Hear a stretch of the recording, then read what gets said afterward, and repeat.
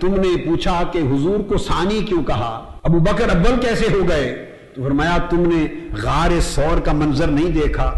آگے پیچھے دائیں بائیں تو ابو بکر چلتے رہے، جب غار میں داخل ہونے کا وقت آیا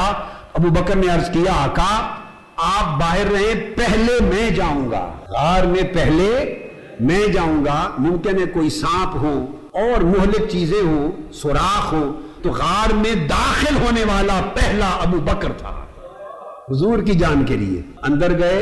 جہاں سوراخ نظر آتا، پاس کچھ نہ تھا، اپنے ہی کپڑے پھاڑ کر اس سوراخ کو بند کر دیتے، پھر اور سوراخ نظر آتا، پھر کپڑے پھاڑ کے بند کر دیتے، پھر اور سوراخ نظر آتا، بند کر دیتے، سارے سوراخ اپنے کپڑے پھاڑ پھاڑ کے بند کر دیے، اور ایک سوراخ بچ گیا، اس کے لیے کپڑا نہ بچا کہ ستر بھی تو رکھنا ہے، اپنا پردہ بھی رکھنا ہے جسم کا، مگر اب کوئی کپڑا نہ بچا جو سوراخ بند کرنے کے کام آئے، وہاں اپنی ایڑی رکھ دی کہ اگر سانپ ہے اس میں کوئی تو مجھے ڈس لے، میرے محبوب کو نہ ڈسے۔ سارے سوراخ بند کر کے جو دو میں سے پہلا اندر گیا، تب عرض کیا آقا اب آپ آ جائیے، اس لیے حضور دو میں سے دوسرے ہوئے داخل ہونے کے اعتبار سے۔ تو ثانی اثنین کہہ کر صدیق کی وفا کا اللہ نے بیان کر دیا۔ دراصل ایک بڑا لطیف اشارہ کیا کہ کسی کا ذہن اس طرف جائے اور سوچے کہ حضور دو میں سے دوسرا کیوں ہوئے، تو اشارہ کیا دوسرا یوں ہوئے کہ ابو بکر نے روک دیا تھا، حضور پہلے اگر جان لیوا کوئی چیز ہے تو مجھے جان دینے دیجئے، بعد میں آپ آئیے۔ تو غار میں داخل ہونے میں جو دوسرے تھے اور جان دینے کے لیے جو پہلے تھے، قرآن مجید کا سیاق بھی یہی تقاضا کرتا ہے، یہ ارجا بات تھی۔ اب دوسری بات کا امکان چونکہ رد نہیں، تو میں نے کہا اگر امکاناً ثانی سے مراد سیدنا ابو بکر صدیق کو لیا جائے تو اول حضور ہوئے، تو جب اول حضور ہوئے تو اس امکان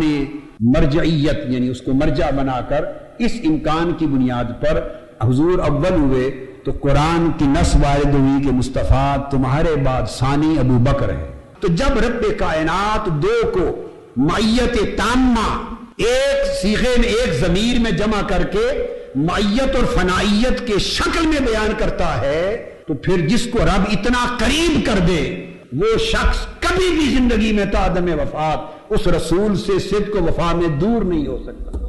اور پھر فرمایا اذ یقول لصاحبہ، اب یہاں کے فرمایا جب اپنے صحابی اپنے صاحب سے فرما رہے تھے لا تحزن ان اللہ معنا، گھبرا نہیں، غم نہ کر، اللہ ہمارے ساتھ ہے۔ معنا میں پھر جمع کا صیغہ اپنے دونوں کے لیے جمع کر کے اللہ ہمارے ساتھ ہے۔ ان کی پریشانی سیدنا صدیق اکبر رضی اللہ تعالیٰ عنہ کی یہ بات طے ہے، ہر مفسر نے لکھی ہے، اہل سنت اور اہل تشیع میں ہر مفسر نے بلا اختلاف لکھی ہے کہ پریشانی انہیں اپنی جان کی نہ تھی، آقا علیہ الصلوۃ والسلام کی جان پاک کی تھی۔ جسے اپنی جان کی فکر نہ رہے، فقط محبوب کی جان کی فکر رہے، اسی کو فنا کہتے ہیں۔ وہ فانی پھر رسول ہو گئے، وہ تو جب ثانی اثنین میں اول داخل ہوئے، اول داخلے نے انہیں فانی پھر رسول کر دیا۔ اب ان اللہ معنا اگر فرما دیتے کہ میرے ساتھ اللہ ہے، تو اس کا مطلب ہوتا کہ حضور باقی رہتے۔ ارے مصطفیٰ تو پہلے بھی باقی تھے، بعد میں بھی باقی رہتے، اور حضور کی بقا تو کبھی انکار کا مسئلہ نہ تھا۔ اب جب معیت الہیہ خاصہ کی بات آئی، جس نے باقی کرنا تھا، تو آپ کی وفا نے، جزا نے، احسان نے، سخا نے، عطا نے گوارا نہ کیا جو مجھ میں فنا ہو گیا ہے،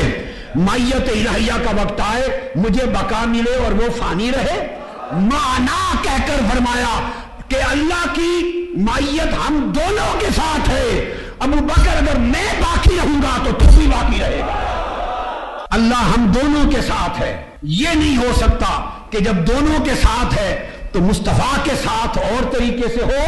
اور دوسرے کے ساتھ اور طریقے سے ہو، چونکہ وہ پہلے فرما چکا ہے ثانی اثنین، دو میں سے دوسرا تو مصطفیٰ ہے۔ تو یہ نہیں ہو سکتا کہ جب وہ معیت کے ساتھ ورود فرمائے اپنی شان معیت کے ساتھ، تو مصطفیٰ کو ایک الگ چشمہ معیت میں سے دے اور ابو بکر کو کسی اور چشمہ معیت میں سے دے، کیونکہ معنی ایک کلمہ ہوا، سو معیت کا جو چشمہ جس سے مصطفیٰ نے پیا اسی معیت کے چشمے سے ابو بکر صدیق باوفا نے پیا۔ سو جو بقا تاجدار کائنات کو ملی وہی بقا اس غلام تاجدار کائنات کو ملی۔